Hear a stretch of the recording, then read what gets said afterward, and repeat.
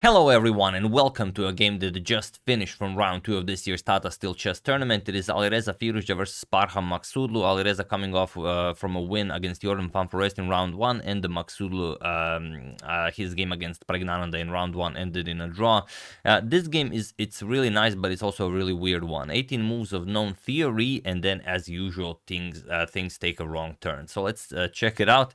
Alireza has the white pieces here, and he opened with e4. We have pawn to e5, knight f3, knight to c6, and bishop to b5. The Ruy Lopez is on the board, knight f6, and now just castles, offering the e4 pawn, which Parham grabs. This is the Rio Gambit accepted. Rook to e1, attacking the knight, and knight to d6. Now attacking the bishop here, so knight captures on e5, threatening some very nasty discoveries here, so you have to block the rook.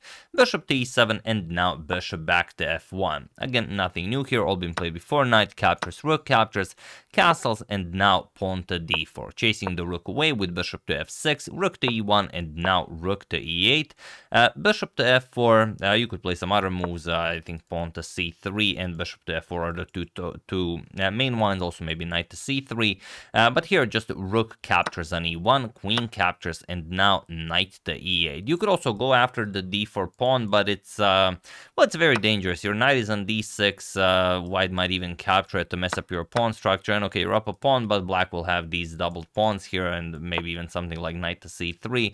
It's a pretty bad option to go for. Also bishop to d3, queen to e4. Black might have troubles defending the king side, and also the queen side pawns might become a little bit weak, so nothing to look forward to. So instead, knight to e8 was played. Now you are ready to march forward with that d pawn. Knight to c3, and now Parham does go for the d4 pawn. Bishop captures on d4, and now knight to d5, putting pressure on c7, but okay, for the moment it is defended by the knight. We have pawn to d6, and now bishop to g5, attacking the queen here.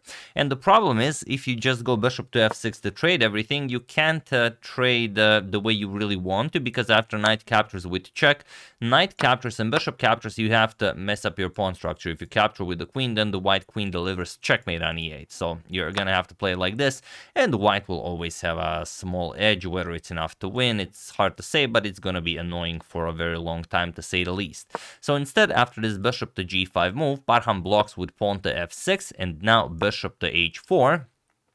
Bishop captures on b2, grabbing yet another pawn, rook to b1, and bishop back to e5. And now it's all known up to this point. There are like 20 games from really strong players with this exact same line.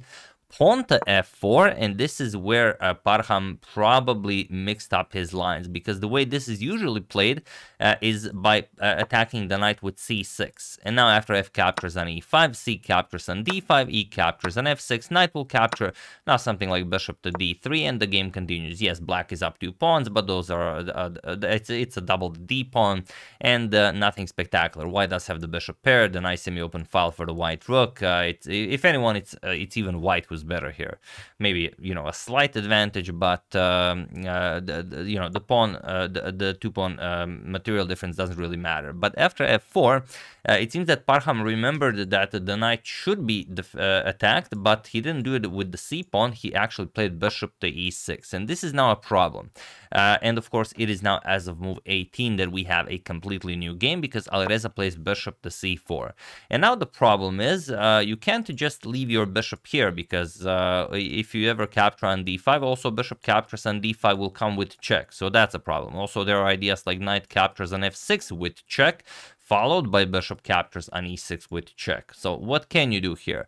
Well, Parham does continue in the best possible way. Bishop to d4 check. The move was also available on the previous move. It just doesn't do all that much. c6 was definitely the way to go.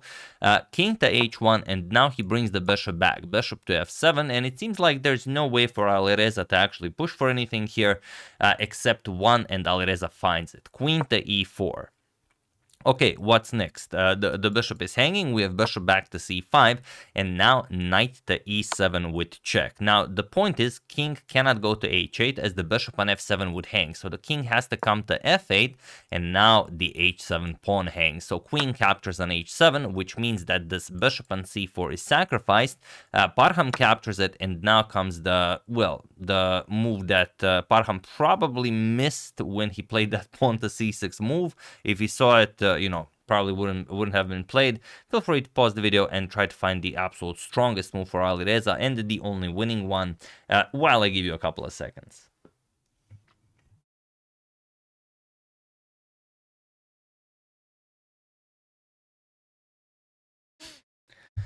So, for those of you who were able to do it, congratulations on finding this very nice maneuver. And for those of you who just want to enjoy the show, it is rook to e1. Knight to g6 is also strong, but rook to e1 just ends the game pretty much on the spot. Not on the spot, but on the spot, I mean, if we, with proper defense, black can still survive for like 40-50 moves.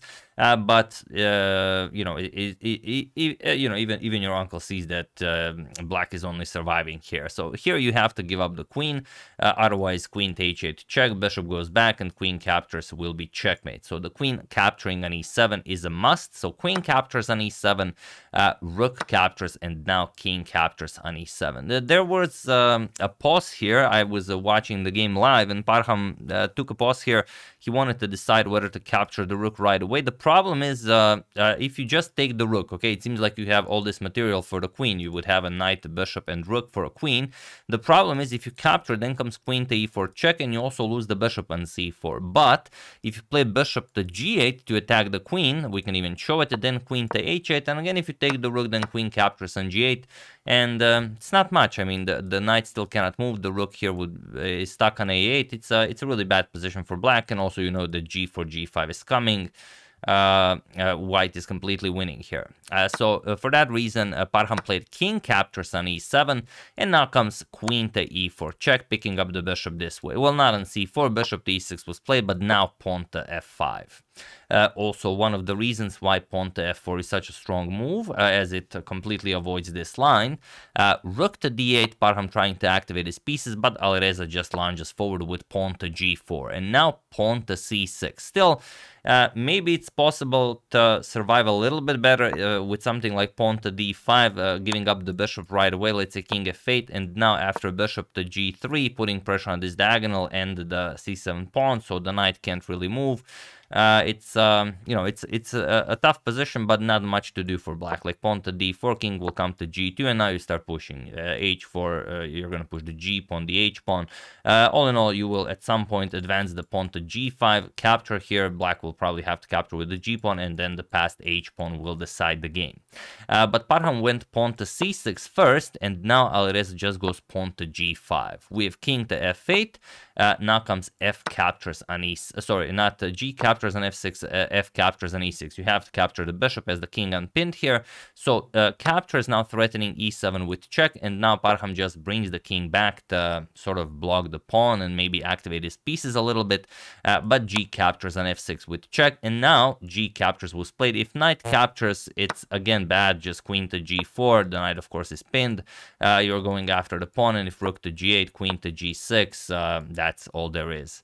So instead, after g captures on f6, g captures on f6 was played, but again, queen to g4, just incredibly strong. We have pawn to d5, queen to g8 now, defending and also preparing queen to f7, but this is one of the most interesting parts of the game.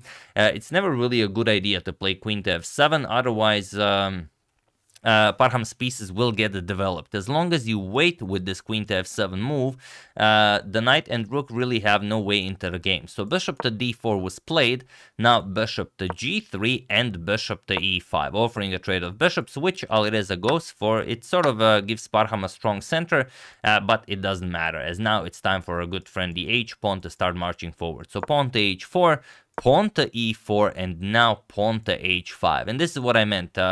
You have to keep the queen on g8. If you play something like queen to g5, all of a sudden knight to f6, and the knight is activated, the king is activated, the rook can be activated. If you give a check, then just king captures pawn, and the pawns are marching forward. It will be Parham who will have a passed pawn very soon.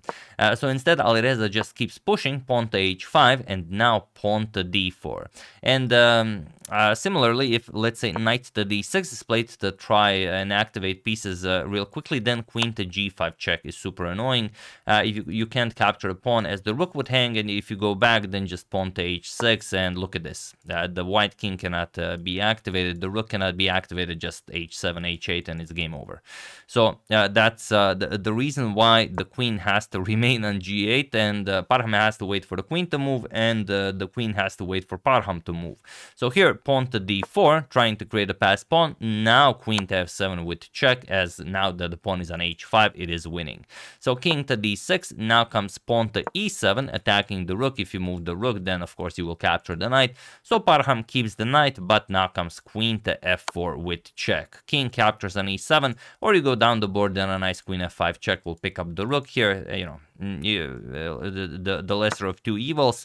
Queen captures on e4, king to d7, and now queen captures on d4, eliminating both of the pawns, and with it all of Parham's counterplay. Knight to d6 was played. Here Alireza played pawn to h6, and he was in this position on move 43 that Parham Maghsoodloo resigned the game, as there is nothing more to be done here. The knight is pinned, the rook has no ideas, the queen already guards the queening square, so just h7, h8 will win the game.